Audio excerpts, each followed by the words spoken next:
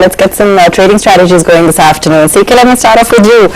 In the morning you had a mixed bag. Actually, let's go across to Rajesh first. Rajesh, let me get some of your picks at this hour.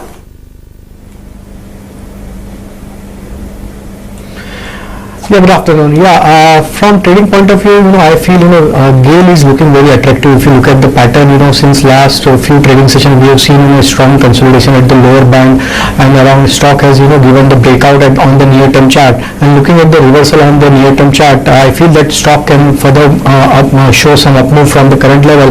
So I feel 138, 140 level can be reached for the Glenmark in the near-term basis. So one can buy GAIL at the current level, and with a stop loss of 131. So GAIL is buying stock at the current level.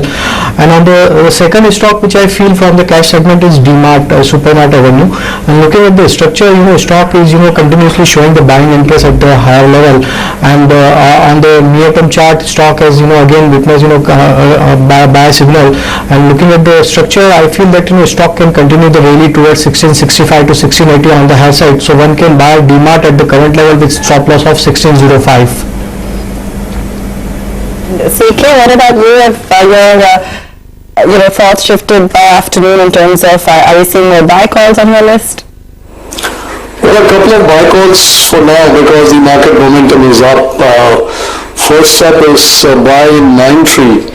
And I think 9-tree around 700 levels is now trading safer waters compared to the previous session. And after starting off the day well, it's now consolidating. I think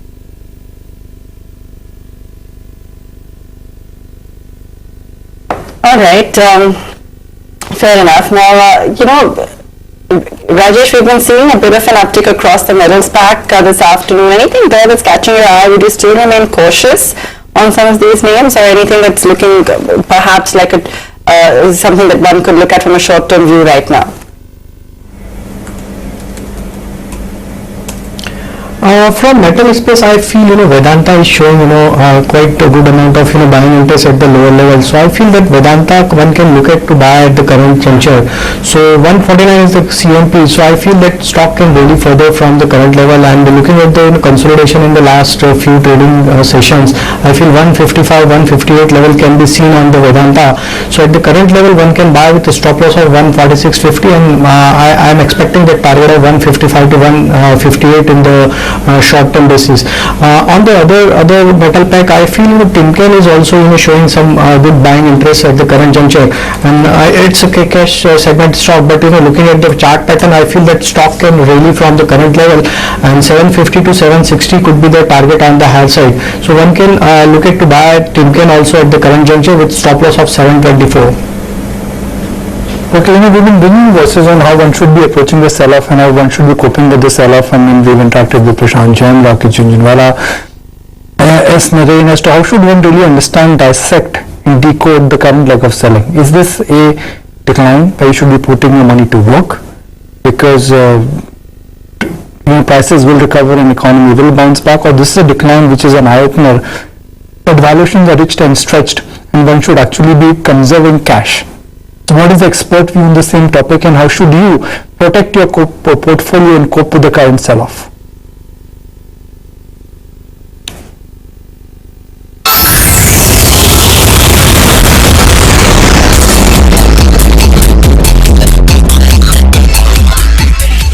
I think what needs to be done is that private capex has to revive.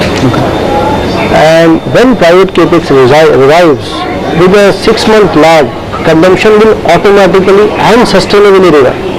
Utilities in India, I think value is on our side. If you look at the price to book values of these companies, they are of lifetime lows. Dividend yields are good. These are good large businesses, dominant businesses. They are not going anywhere. The markets are offering good value to buy. But as you very aptly said, that good news and good valuations don't come together. The best investments are made in tough times, and the biggest mistakes are made in great times. We're seeing growth slowing down everywhere. The velocity of money in most developed economies is coming below 1. Because what's happening is we've had this 3-4 QE, and suddenly markets are questioning that what does this QE do? So I think it's a bigger issue which is at work globally. So for us to come out of this global growth rut, what we need is a synchronized deflation, which is in G20 coming together and doing large-scale infra spends. This would be a time one would like to see government go out and do a $40-50 billion global bond offering over the next 12 months, use that money to take care of all these stalled projects in the economy, because there's a cost to the economy when your projects are stuck for 3-4 years. Do something big bang like a kind of a PSU privatization. Like we are in stories like insurance where you're just in the early stage of penetration. Hospitals have not performed for 4-5 years. Real estate in India is cheapest it's been across the region. I mean, this is one country where real estate markets have not seen buoyancy for the last 4-5 years. So there are enough pockets of competitiveness.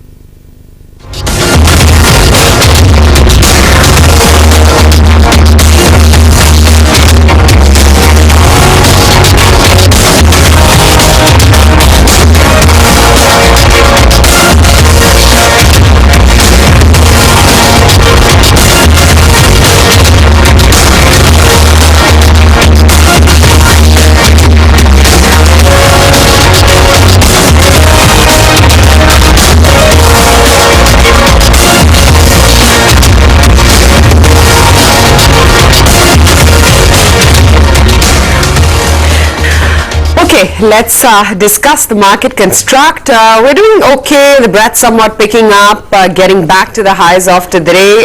Andrew Holland joins in right now on the show. Andrew, hi, afternoon. Seems like a lot would depend on where things go with regards to crude, and I guess that in the near term at least is going to dictate our market mood.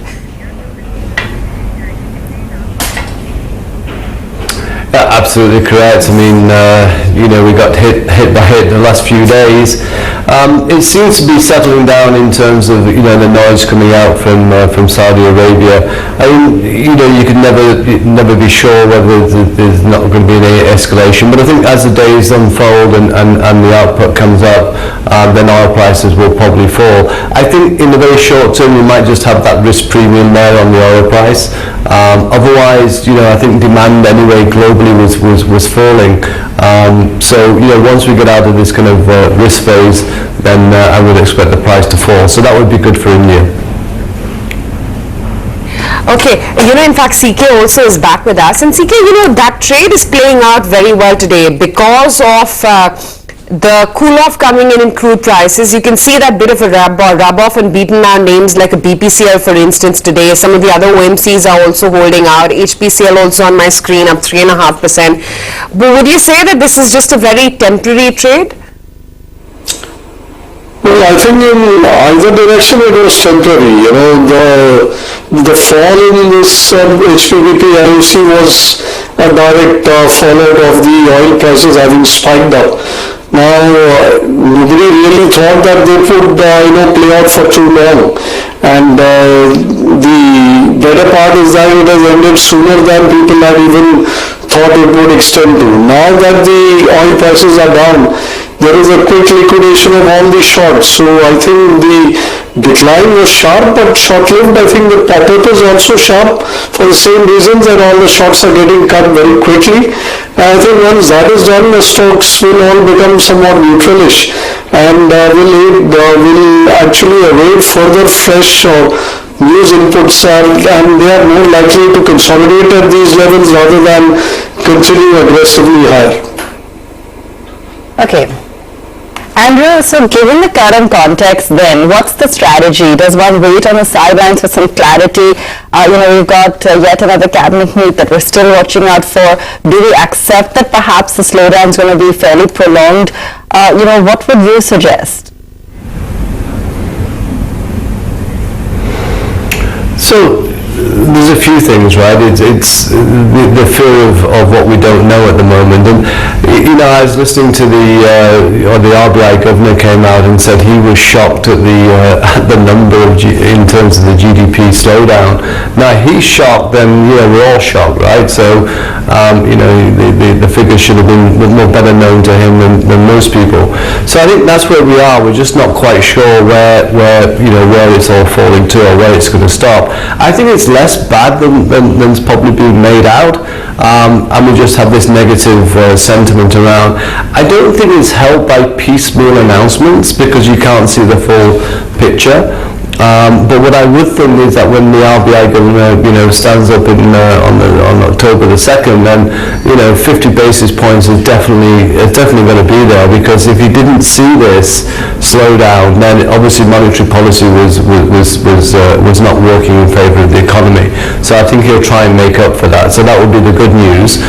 And obviously we'll see what the Fed does tonight. So you could have an environment where what we're looking at today will start to play through towards the back end of the year as interest rates start to feed into people's pockets and people feel that they can now start paying for things or buying new things. Secondly, I think you do have to have the government do something in fiscal policy. Now, whether they do it through privatization and raise money that way, or they just take the deficit a little bit further out in the short term and then privatise companies. It doesn't really matter which one comes first, but you've got to kickstart the economy as well.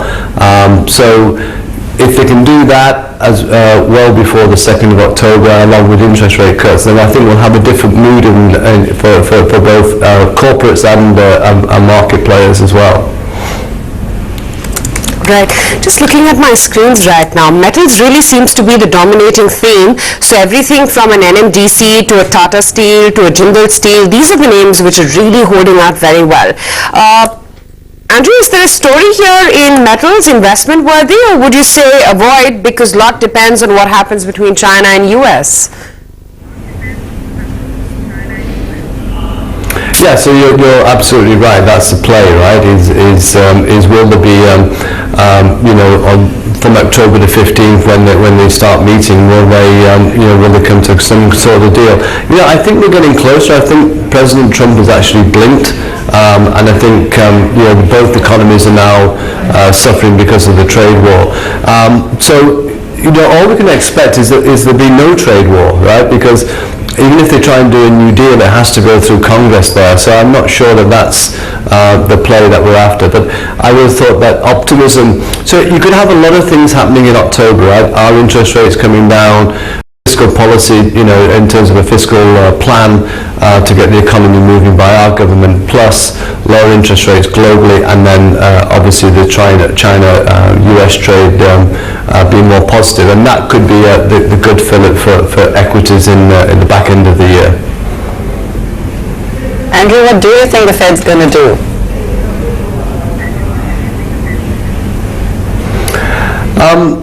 They certainly will do 25 basis points is my guess. It's whether they do any bond buying similar to what we've seen with the European Union. I suspect they will, again, to try and get the economy kind of not slipping from where it is, but at least stabilise it and probably try and please Trump in the very short term as well. So I think they will reduce rates. All right. Okay, and so then I know I'm bouncing around topics this afternoon, Andrew, but coming back to our markets then, and given the scenario we've just described, let's talk about, so pardon me, Andrew, just give me a moment. We also have Nikunj in conversation with Fisher Ackley on what's happening with crude oil at the moment. Let's just cut across and listen in. Skeptical about the level of damage. They think that it could be 2 or 3 months, not more than that. So the issue is that is this going to be fixed in 2-3 weeks or 2 to 3 months? And that has implications for the market. What is your understanding? Do you think this kind of a problem can indeed be fixed in 2 to 3 weeks, or Saudis are being over optimistic currently? I think one of the issues that the Saudis are very worried about is their other friends in OPEC and OPEC Plus agreement. If the Saudis tell everybody that it's going to take me several months to get my oil in the market, then the Russians or the Iraqis and the rest of the people who have a spare capacity, they say, okay, why don't I increase my oil production right now? And if they increase the oil production now and break the OPEC Plus agreement, then it's very hard to put them back again to where they were before. And when the Saudi production is resumed and they want to bring it to the market, then that will result in a substantial drop in the price of oil. So the Saudis want the OPEC Plus to keep the agreement and don't produce extra by promising that they can come in very fast to the market. Really, we don't know, nobody knows exactly whether it is 2-3 weeks or 2-3 months. Our assumption is that probably full restoration before end of November is going to be very difficult. That means that in the short-term market, probably would be about 64, 65, but the curve which shows the longer-term prices for several months afterwards, it could go to $70 a barrel if that's the case. Because if the OPEC Plus countries don't produce the oil and the Saudis don't produce it, then we have a big supply pressure in the market. I would just, for the benefit of our viewers, revisit some important comments we've got from the Saudi oil minister, Prince Abdul bin Salman. He is the Saudi energy minister, and I'll quote him here. Have contained the damage and restored more than half of the production. Will try to bring capacity to 11 million barrels by end of September and by 12 million by November. US President Donald Trump, I'll quote him again, I am somebody but what would not to have a war. We have a lot of options, but I'm not looking at options right now. We want to find who did this. And then comments from the Russian President, Mr. Putin, ready to help KSA to protect their people. They need to make one clever decision on Iran and the systems are capable of defending any kind of infra from any kind of attack. Dr. Fisher-Aki, the reason why oil prices went up is because the world is fearing a war. But given the comments which have come from the US President Donald Trump and with a quick follow-up from the Russian President Mr. Putin, it clearly means that the global leaders do not want a war. So do you think the risk premium in oil will not sustain? I think that nobody wants a war, but we should not confuse the war with regional conflict. Who is behind this event? My guess is that there is more than 90% probability that this was done by Iran. Maybe even 95% probability, because nobody else is capable. These drones and the missiles were so clever. They came in, they evaded all the Patriot missiles and all these missiles which were anti-drones and anti-missiles. All of these things were evaded. They went there and hit exactly at the right place with incredible precision. And this is not something that the Houthis can do or ISIS can do or Taliban can do. This is something which a real government, strong, sophisticated government like Iran can do. And the message for it is that if you don't let me export oil, then I am going to make life difficult for everybody else to export oil. Then lift your sanctions and I'll negotiate with you. Because continuation of the sanctions is creating an incredible burden for the government and for the people in Iran. So that's the message. Dr. Fisher-Aki, last time when oil prices went up so substantially and when there was an oil shock, it was way back in 1990-91. We had Gulf War. That was a different regime. The world was dependent on fossil fuel. Fossil fuel was the only source of energy for cars. But do you think right now the regime is different, the timing is different? US has surplus oil and the EV has been discovered and shows the disruptive force of shale gas? I think that's correct. But basically the situation has changed. So I would doubt very much if the price of oil in the short term even hits 70. So we are now in the range of 65, 66, and I think the numbers are going to come down. The big issue here is that the oil production has been cut, but what is the inventory available to Saudis and inventory available to the rest of the world to fill the gap? That inventory is huge. The Saudis alone have about $300 million of inventory. If you take it over a 3-month period of time, they can easily supply 2-3 million barrels per day volume to the customers until they fix this problem. The International Energy Agency has huge inventory. The Japanese have 6 months inventory already. The problem is that India has no inventory. This is an unusual weakness that among everybody, all the major buyers, the ability for India to withstand any kind of pressure by lack of supply is the weakest. The Chinese have well over 3 months.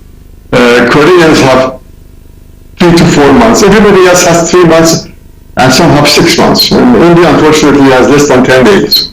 So this is something which I think the Indian government should look at, that in this kind of situation, that there is need for some money to be spent and for a storage to be built. At least 20 days or 30 days should be built, while the International Energy Agency recommends 90 days for everybody. Do you think that now international governments and big countries could be looking at increasing the strategic oil reserve, and which in a sense could further have an impact on the demand, and the supply chain will not be able to handle it? Well, the Americans already have announced that they are willing to release the strategic stocks. The Japanese and the Koreans have said that there is no need for it as yet, but if there is a need, they would open it, but only inside their own country. The U.S. opening the stocks means that the exports can go up. The International Energy Agency, which has the 28 members of the OECD as members, and they have the largest volume of stocks, they have said that as of today, they don't feel there is a need to do it. So if there is a real need, they would open up the stocks, and the stocks are huge. So if the Saudis have a year or 2 years that they take to fix it, then we have a problem. But if it's a matter of a few weeks or a couple of months, I think the problem is manageable. But it's a warning to those who don't have enough strategic storage that they should get in the line with the rest of the world and not put themselves at risk. Dr. Fisharaki, I don't want to get this one wrong for our viewers. So for the benefit of our viewers, I'll ask you again. Do you think this terrorist attack is a trigger enough to move the trajectory for oil, and will oil come out from a range, because oil or crude has been trading in a range of $50 to about $60 or about $45 to $55 for many years now. Do you think now there is a permanent reboot there? I think that the loss of demand in oil consuming countries and the competition has basically moved the prices in the $55-$65 range. And I don't think this attack is going to put us out. If it puts the numbers above the $65, it will be only for a few weeks. So our trajectory still is the same, 55-65, and the future of the market is still in the hands of OPEC and non-OPEC. The Saudis play a key role. Once they are out of this problem, they come back again and try and manage the market.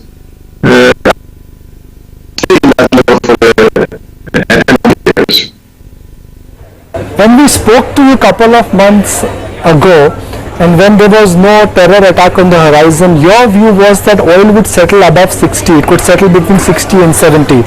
Would you say that oil in this, in the short term could go to as high as 70? I think 70 would be only if the Saudis cannot get the volume at hand. Bring it in before, if they can't bring it before November, it's possible to say it. But basically, we are at 60, 70, but maybe more like 60, 65. There is a possibility of going below 60 for a short while. But the high big prices of $80, $1,900, they can only happen if there's a full-scale war. We don't have about full-scale war, I mean a real war, not a few missiles here or there. So that is highly unlikely. As you said, nobody wants to have a war. So I think we are in the mid-$60 range for a period of time, with the bottom being 55. Dr. Fisheraki, what role do you think United States of America will play? Because a couple of years ago, US was an importer of oil. Now they are exporter. They almost have a double-digit market share in the oil production, and also they are sitting on high strategic reserves. Well, yes, that's correct. The U.S. now, total exports of oil from the U.S. is bigger than Iran's maximum exports of oil ever. So this is almost 3 million barrels per day is exported from the U.S. But in the U.S., the difference between U.S. and Saudi Arabia is that in the U.S. there is no spare capacity. It's the private sector running it, they're exporting everything that they can, maximum numbers. Nobody keeps any spare volume at home or in the field for the strategic reasons. Everybody maximizing exports. So when they need more oil, the U.S. cannot give you more oil because they are exporting whatever they can. Strategic reserves in the U.S. are big, not that big. The U.S. has been reducing it. There's now about 500-600 million barrels, not so far away from the Japanese. But the U.S. now feels that, why do I keep strategic reserves? Because I already have so much oil I'm exporting. The strategic reserves are kept by importers. So sooner or later they will get rid of their strategic reserves themselves. But for now, all right, we'll bring you more of that exclusive interview a little later. For now, we're going to take a very quick break and we'll focus on what's moving as we count down to close when we come back.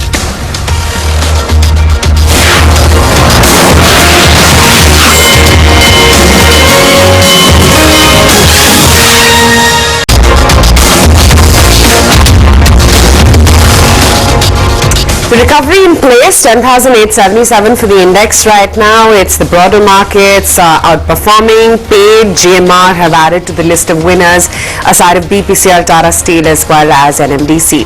We chatted with Praveer Sinha, CEO and MD at Tata Power this morning, and he says that the power sector has been facing challenges in the past 1 year. He also added that for a turnaround, the reforms in distribution are needed. I think it's a trend which we are observing in the power sector that last 1 year the sector has been through huge challenges. So I think all in all the power sector is in very difficult condition. The fundamentals are not very good, and until and unless the distribution reforms happens in a big way, we would continue to face this challenge. We need to look at Uday 1 was more of the financial restructuring that was done. And Uday 2, if at all it has to come, it has to be more encompassing rather than just financial restructuring of the DISCOMs and their losses. But the fundamental reforms which the distribution companies have to go through has not happened. The AT&C losses continues to be very, very high. Their services, we are very confident of it getting renewed. We are one of the biggest coal mining companies and one of the biggest exporter of coal from there, and this mine has been giving a lot of revenue to the government. Mundra business, even with the tariff revision, will not become absolutely black. We will continue to be under recovery, and we expect that whatever is the cost of coal, because it is actually dependent on cost of coal, 50% improvement will happen in that. Moving on then, Subhash Chandra Garg's first interview as the Power Secretary. When he spoke to ET Now, he said that the supply disruptions due to the monsoon need to be restored this month, and if DISCOM's outstandings are resolved, this could rev up demand as well. The power sector demand has been growing reasonably well. If you look at last 2 years, 3 years data, even for the first 4 months until July, the power supply, which matches the demand, was about 5 to 6% up. What might be visible in August data may be a temporary blip on account of what we enforce the payment mechanism it led to every buyer, that is the state electricity utilities, providing us or the suppliers the letter of credit. That might have subdued demand a little bit, but that has brought discipline into the system, and this would give rise to a much more and standing demand increase in times to come. Why do you feel that, we haven't seen any kind of relief with regards to this entire situation with discoms? I mean, losses are mounting significantly, and while they're being stringent against discoms in terms of various measures that have been undertaken, how can we say a reversal of the growing losses?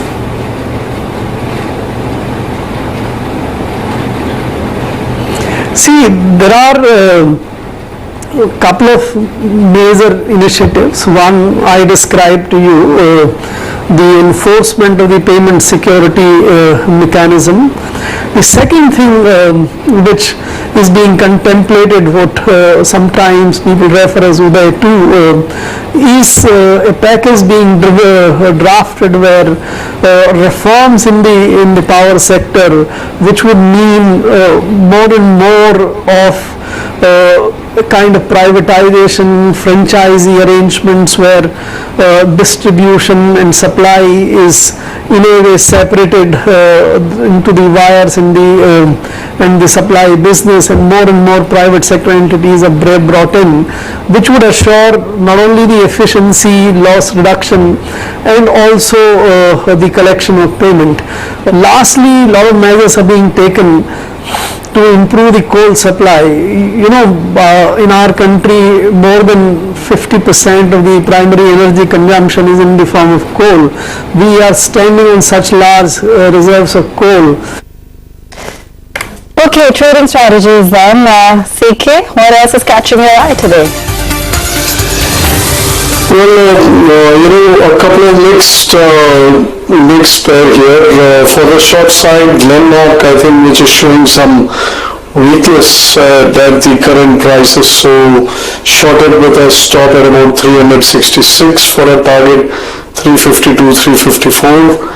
And for the long side, going long in Page Industries at the current prices, maintain about 250 rupees stop loss.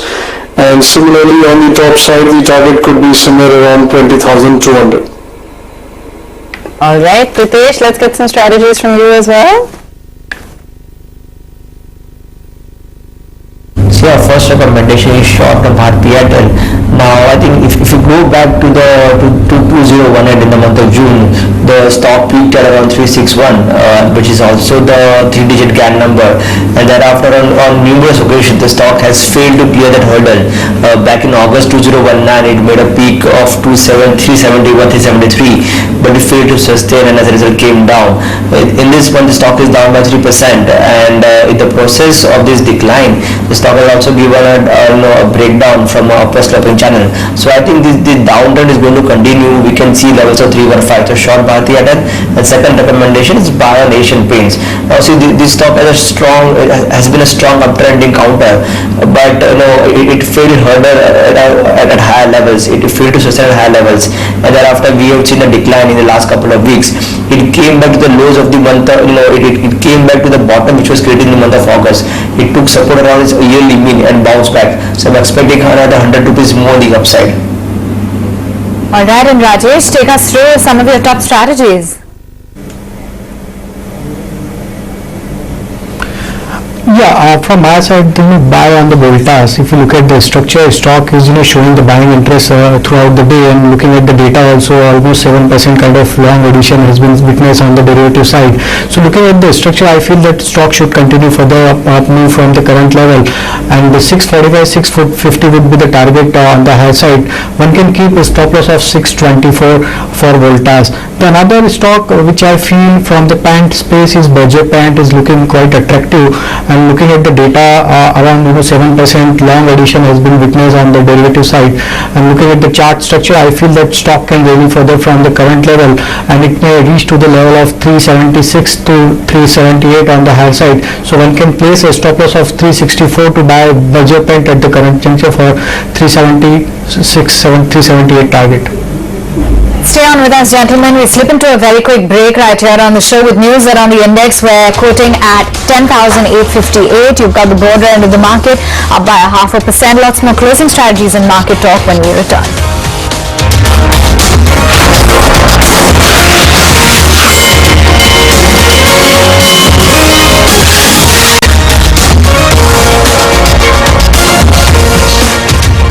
Back, still tuned into closing trades. Look at the pecking order right now when it comes to the movement on the frontline index. Well, it's clearly the OMCs like BPCL that are rather active, along with that IOC. Metals as well is showing you quite a bit of sheen. So Tata Steel and Vedanta are active. You've got Bajaj Finance, Axis Bank, and even a heavyweight like ITC and Asian Paints that are contributing. Sudeep Bandapade are now joining in on the show. Sudeep, good afternoon. Let's get in a take first up as to how you're looking at the overall correlation with what's happening with the very volatile situation on crude oil prices and how that could, impact our own markets.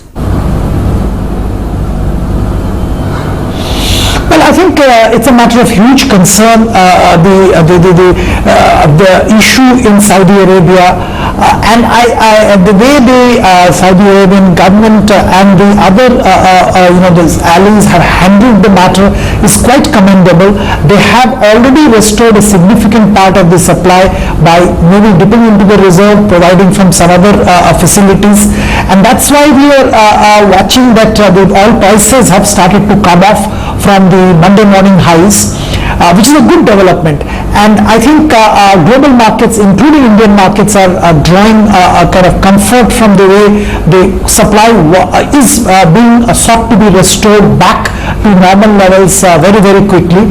However, I'll be a bit cautious still, and be kind of willing to err on the side of caution. The retaliation, if any, from Saudi Arabia or US against Iran or the Yemeni mainland, if it comes, I think the flare-up can really take an ugly turn, and we will hope that this doesn't happen. But however, considering the geopolitical situation, you can't rule that out, and that will be a scenario which one has to watch out for.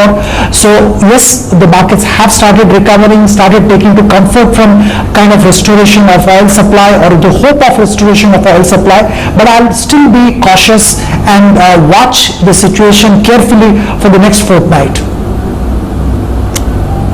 Okay, so then would you advise just staying on the sidelines for now, Sudeep, to see how things play out, whether it be the Fed commentary, whether it be cabinet decisions, as well as what we're seeing on crude at the moment?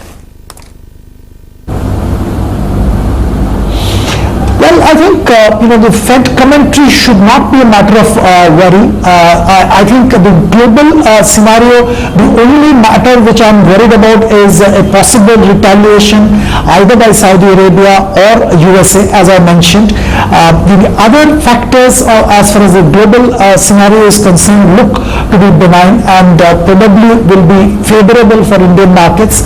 There is enough and more liquidity, and most of the central banks in the world are pumping further liquidity, and that augurs well for emerging markets like India, provided we can maintain our macro and micro factors. So that's positive, and considering that, I will definitely advise caution. But for long-term investors who are willing to build their portfolio, there is excellent opportunity of taking we're trying and picking up the right stocks at this point.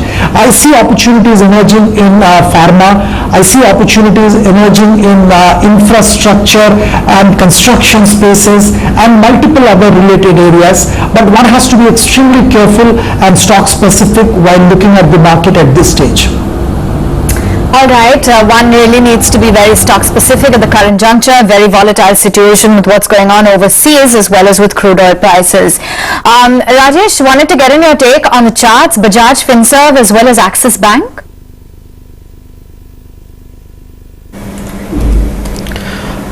Sorry, I can't comment on the Axis Bank, but Bajaj Finserv looking attractive at the current juncture, and looking at the buying interest throughout the session, I feel that stock can further move from the current level, and we can expect another 2 to 3% kind of up move from the current juncture. Even the Bajaj Finance is also looking very attractive at the current juncture. So I feel one should buy the stock for the BTST point of view also. I feel that on the Bajaj Finserv one can expect a target of 7450 on the higher side, and the stop loss would be at around 7250 for Bajaj Finserv. And on the Bajaj Finance is also showing good buying interest, and the traction is there. So I feel that Bajaj Finance is also the buying candidate at the current level, and one can expect a target of 3500 on the higher side, and the stop loss should be at around 3400 for the Bajaj Finance. Okay, fair enough. That's a view coming in on Bajaj Finance as well as Bajaj Finserv. Meantime, CK, some of those hotel stocks are buzzing in trade today. Any views on the likes of Indian Hotels, Hotel Leela, EIH, etc.? Well, I think Indian Hotel is something which has been promising for a long period of time, but fails on delivery every single time. So maybe it's only for the very hardy investor who can, endure these non-performing times for quite some time. East India Hotel is not very different from this similar picture which is there. I don't think hotels are really meeting up with much buying, because whether you look at Lemon Tree, which is a more recent listing about which it looked promising, or even if you take the case of something like Chalet Hotels, which got listed not too far back, I don't think any of them are really meeting up with any kind of aggressive buying. They do have their periodic days, but then the number of days when they remain consistently on the upward side is very, very limited. So it's not the best of the sectors to get into. I think unless you are a very long period in your mind and excess funds at your disposal, I think hotel industry is best left untouched for the moment. Also, Sudeep, wanted to understand what is it that you're making of the movement that one is seeing in some of the banking names. Axis fell 4.5% yesterday. You've got HDFC Twins underperforming for the last 10 days also. Would you say in this decline, for retail participants at least, this is going to be turning out to be an opportunity to buy? Or would you say that the correction is just about begun, wait and see where it settles down, and maybe try and time it a little better? Well, I think these are all different events which are leading to a movement in the share prices. Let's talk about Axis Bank. I think the capital raise plan which the bank has announced definitely augurs well.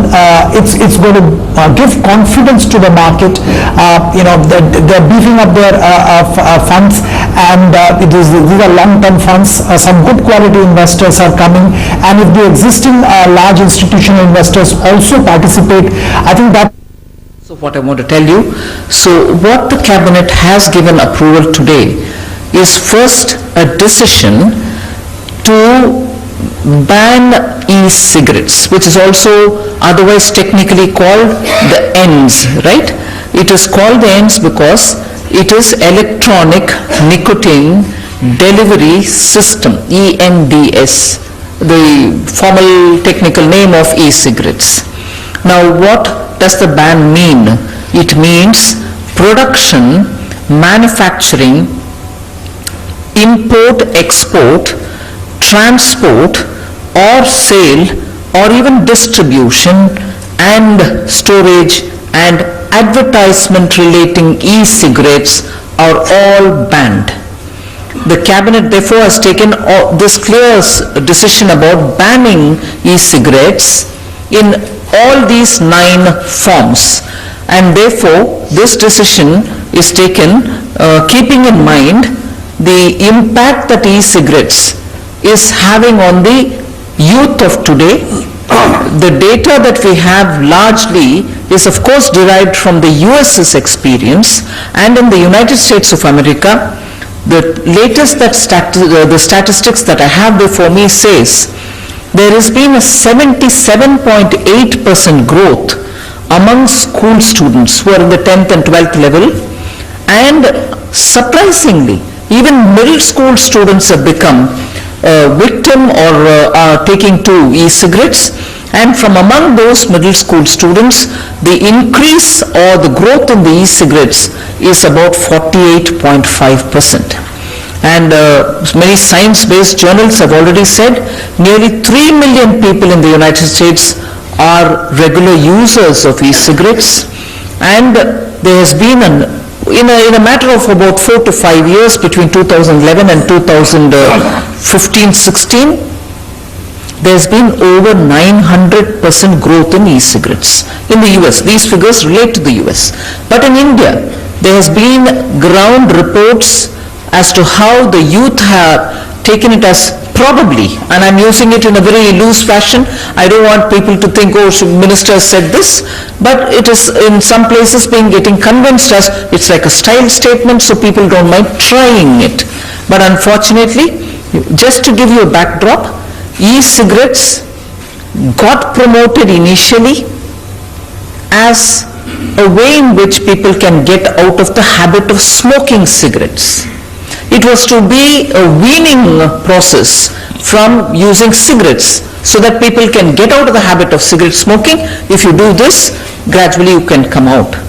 But reports say, not me, reports say that actually many people are no longer using it as a weaning step away from cigarette smoking. They do a bit of cigarette, they also do a bit of e-cigarette if they are already smokers of cigarettes. There are some who are probably getting into the habit because it seems cool.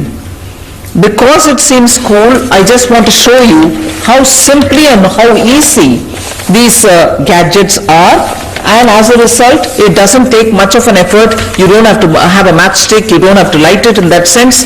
If your e-cigarette equipments are so well charged like your mobile phone, you can just, this is all that you carry, and this is the little lead which you can use in your computers to charge the cartridge that they use. The cartridge that they use can be used and thrown away. You can get a fresh cartridge and fill it in. So it's like a pen. So the cartridge can be filled in every now and then, or if you're traveling and you don't think you have the cartridges, you use it like a disposable ball pen. Use it and throw it away. You can have one more. So it's become very, very simple. There are several models available in the market, none of which are produced in India. None of which are produced in India, and as a result, this is also one even very small, even very compact.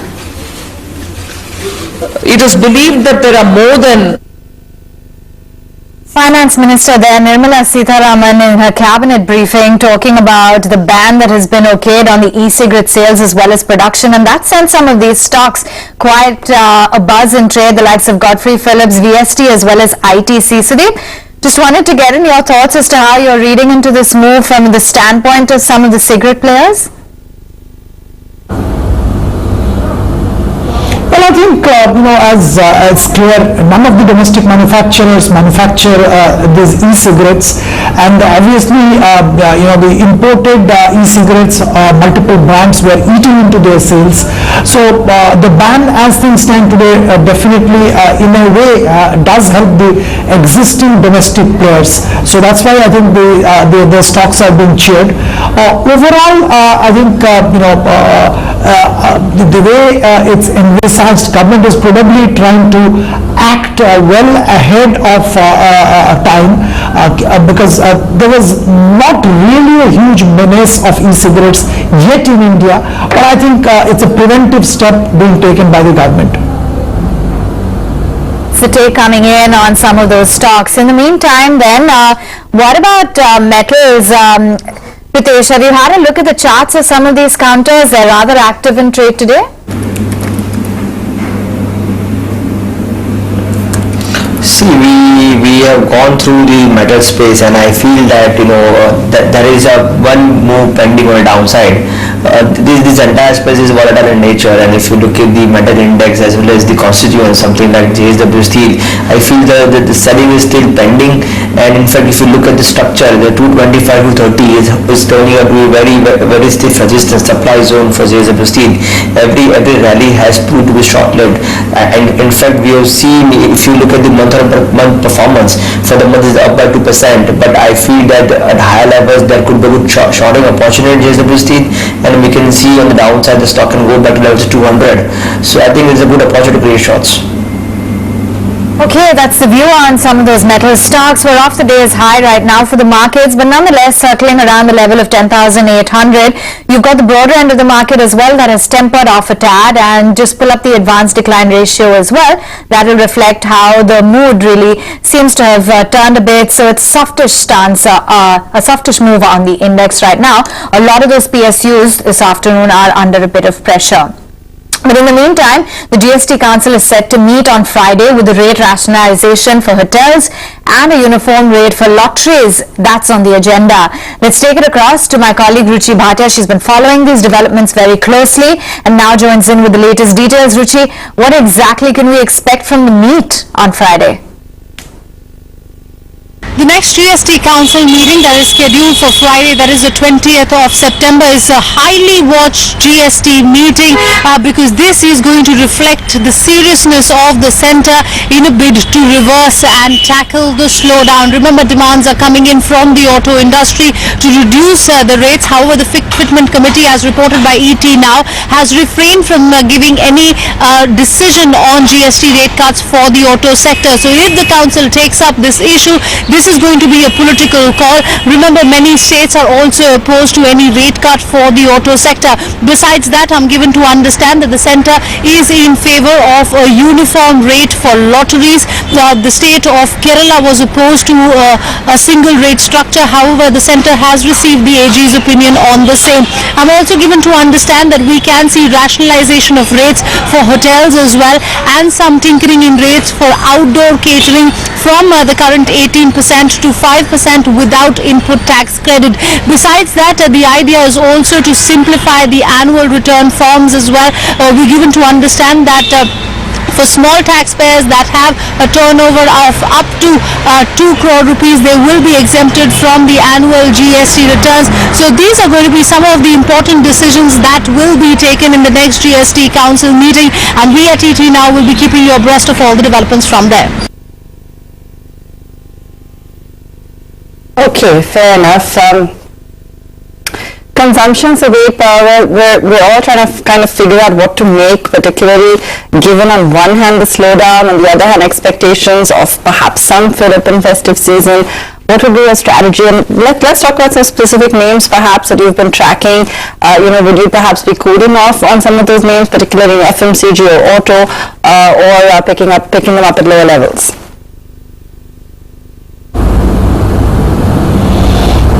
Well, I think the entire GST issue, the way we were envisaging, is probably not practical. So, now we know even the recommendation hasn't gone for an auto or a relief in auto or in biscuits.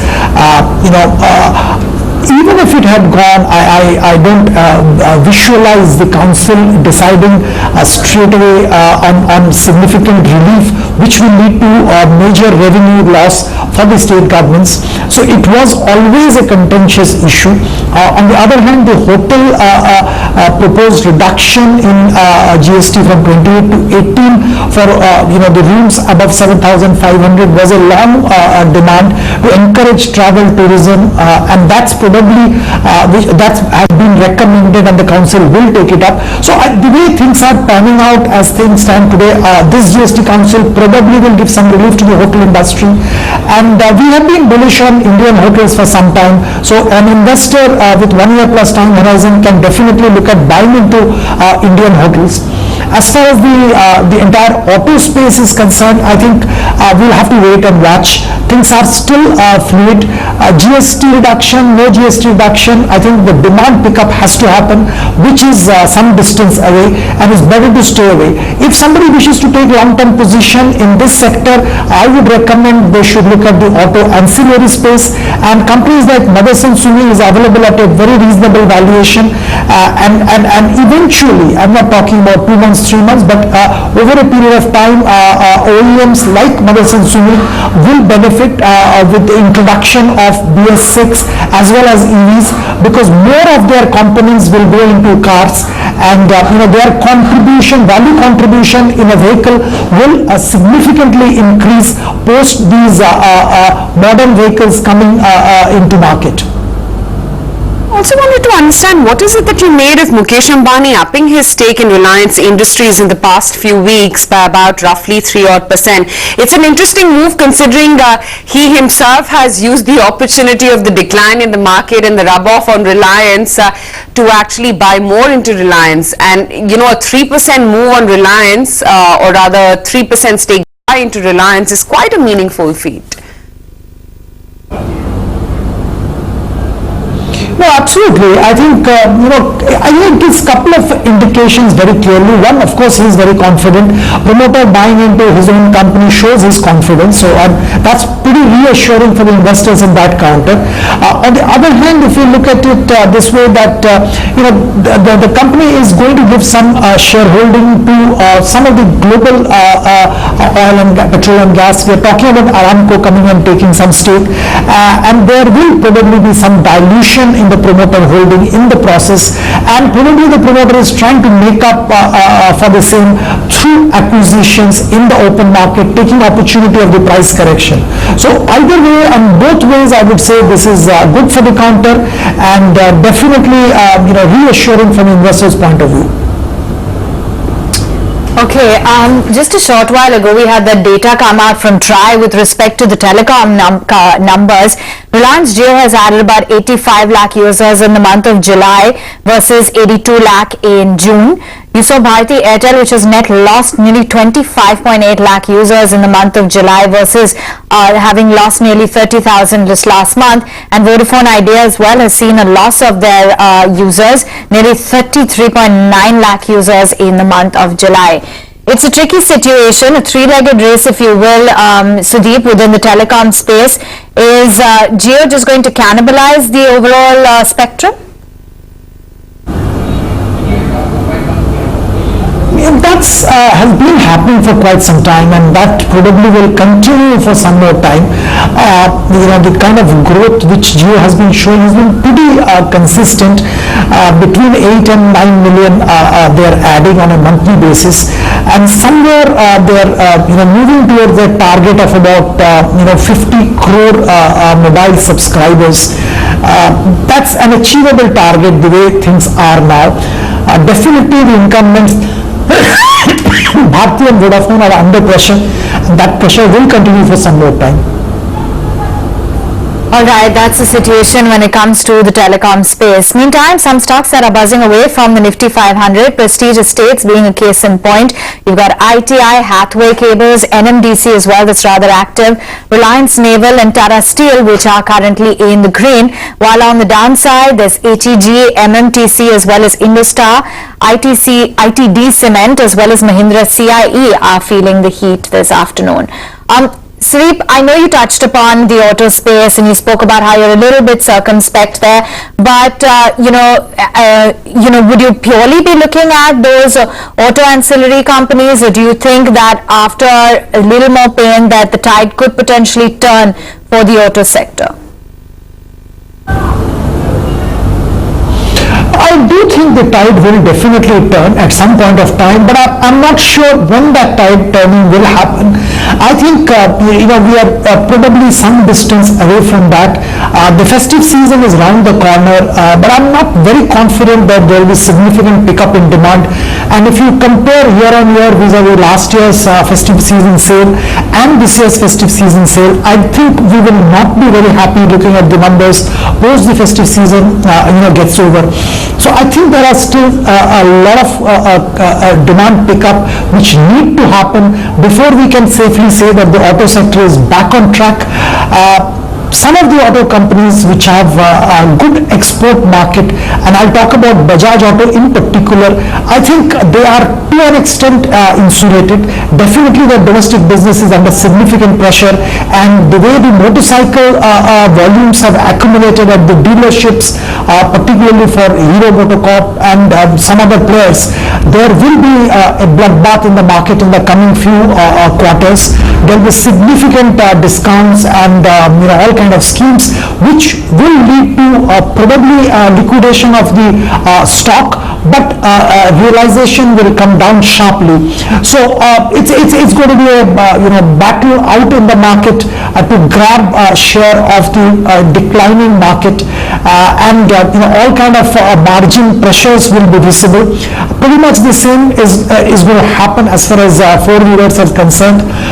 Even for the commercial vehicles, the situation doesn't look too promising at this stage. So I'll wait and watch. Bottom fishing at this stage in the automobile space is not what I will recommend. Sudeep, great to have you on the show. Thank you so much for taking the time out and speaking with us today. Winding down trade, and again, we're just flickering in a very narrow band today. Just clinging on to 10,850 for now for the Nifty futures. Breath in the positive, however. Let's take it across to Pranay, find out what's the dealing room buzz like. Pranay? Well, Aisha, dealers are seeing defensive positioning right now. As you pointed out, we've seen a pretty range-bound session marked by some volatility intraday. Tonight you'll have the FOMC outcome on rates, and the expectation is that there's a 70% probability of a 25 bips rate cut, which would be the second this year. Tomorrow you also have the BOJ policy meet, where another 10 basis point cut is expected, and let's see whether we see synchronized easing from BOE meet as well tomorrow. So ahead of that and ahead of the weekly expiry for Nifty Bank, you're not seeing many leverage positions being taken. What you are seeing is some buying happening in Tech Mahindra and Mindtree on the IT names. Similar is the case, you're seeing institutional accumulation in names like HDFC Life right now. Interestingly, in the last 30 minutes, if you look at the charts of some of the heavyweight private banks like HDFC Bank, IndusInd, their dealers are saying that they are seeing some sell flows come in. This is basically for adjustment, but that is something which is weighed on the index in the last 30 minutes. So HDFC Bank, IndusInd Bank, RBL, Yes Bank, all these private banks have seen sell flows today. Thanks very much, Pranay, for giving us a heads up as to what the chatter is in the dealing rooms. Let's get in those closing strategies from our chartists as well. And Rajesh, what's on your radar?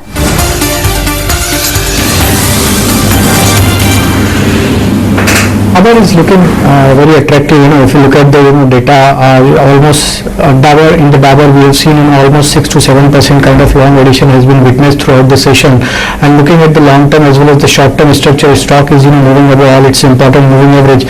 So looking at the buying interest throughout the session, I feel that Dabur can be a buy at the current level for the target of 468 to 470 on the high side, and one can keep a stop loss of 456. Okay, meantime, Pritesh, what are your top calls? Recommendation. The first one is short on Ramco Cement. Now see, if you look at the structure since June 2019, the stock has been making lower highs.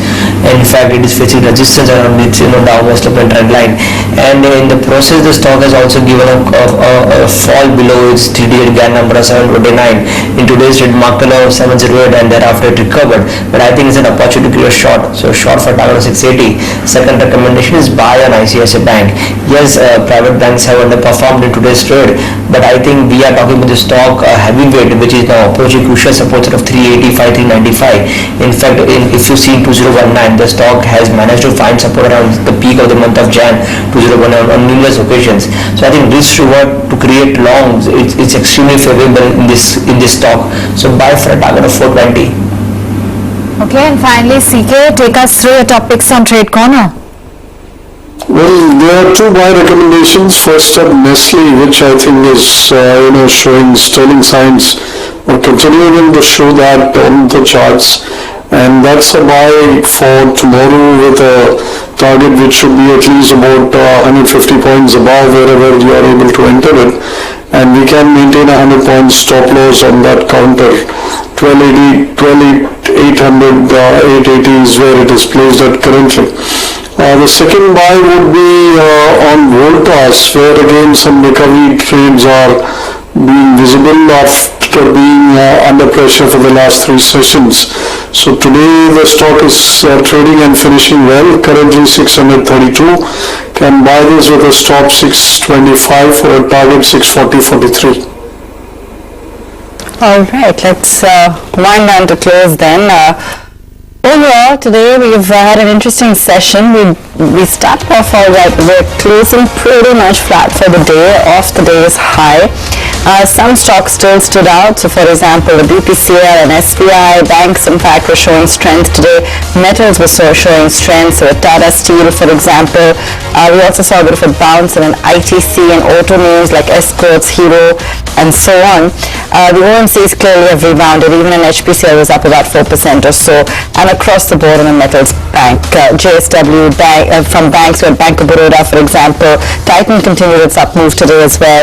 Asian Paints seeing a rebound with the cool off in oil prices that we've seen as well. Bajaj also ending in the green today, and Vedanta actually seeing gains of about 3% or so. So those were some stocks that definitely stood out and were looking pretty strong in today's session. But as we close the day, we did see the market breadth even out, and we did see some pressure on the downside, particularly, I guess, on a Britannia, for example, India Bulls, select names really. It was clearly otherwise a day where we did manage to see most stocks hold out.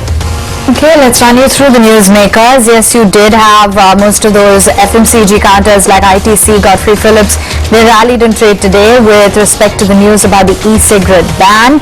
Meantime, Britannia within the space, Credit Suisse downgrading the stock to neutral. They slashed the target price as well. Something like AU Small as well was on the brokerage radar. Citi has maintained a buy on the stock. Take a look as to what's happening with GAIL. CLSA has given it a thumbs up, saying that the second half profits are likely to be better. Suntech from the real estate pocket acquiring a project, seeing a revenue of close to 2,500 crores over the next 4 to 5 years, and that stock is active. Tata Communications, by the way, locked in upper circuit for the second straight day. Analysts are seeing greater value in their overall core business. You also had the data for telecom companies coming out, and both Vodafone Idea as well as Bharti Airtel seem to have lost users, while Reliance Jio seems to have gained. Bajaj Finance approving that 8,500 crore rupee fundraise via the QIP route, and a lot of those global brokerages have concerns regarding the debt on UPL and believe that as of now it looks expensive in terms of valuations as well. Those are some of the newsmakers in trade today, but from the broader end of the market, we've ended up higher by just about 0.33%. That's pretty much mirroring the mood that you're seeing for the frontline index, quiet but with a positive bias. Names that stand out from the mid-caps include Prestige Estates, Alembic Pharma, Hathway. Metals have had a good run all in all, so NMDC, Tata Steel, all rather upbeat. In trade today, you've got Reliance Naval, E-Clerks, as well as HP and BP that are in the limelight on the upside. MMTC, meantime, goes home a loser. HEG in the red, Barma Lorry, Mahindra CIE, as well as IBREL and REC are some of the key drags. Let's get in some thoughts then from our chartists as we've wound down today's trade. And Dr. Narayan, what is it that you're watching out for by way of levels on the frontline index? Well, first up, I would think that the bulls need to get their acts together much more than what they have done so today, because over the last, let's say 2-3 sessions, we have had a fall of about 300 points plus on the Nifty, and the recovery all through today, in spite of the oil prices getting reversed, was barely about 60-80 points. So now that's a very meager bounce after a pretty aggressive decline in the matter of a couple of sessions. So it's very evident that it's only a cessation of selling that has produced these small or meager bounds that we have had. So therefore, I would at the very least be looking at today's high being exceeded. Perhaps if it were to do so with a gap or do it early in the morning, then we can look forward to something better. But if the market were to open within today's range or open at the lower end, then I think it's just making matters more difficult for itself. So unless the bulls were to really step forward and show us some, flexing of their muscles, I don't think I would want to recommend participating aggressively on the long side in this case. Pritesh, I think the standout factor today has been that the breadth has recovered quite smartly and that, stayed put. Anything from within the broader markets, any theme or sector which has caught your attention? See, I think I would like to highlight the structure of the Nifty Bank. In fact, it has underperformed, and that's a big concern for me because if you look at around the mid of the day, it was up by 250 odd points, and it closed just 40 points higher.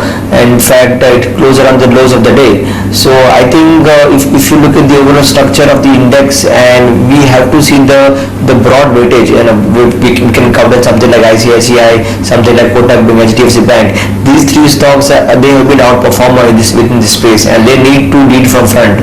So I'm eagerly waiting how this index is going to play out, because I think if today's high is taken out in the next couple of days, then we are talking about participation from private banks. Then only Nifty can come off from the slumber period.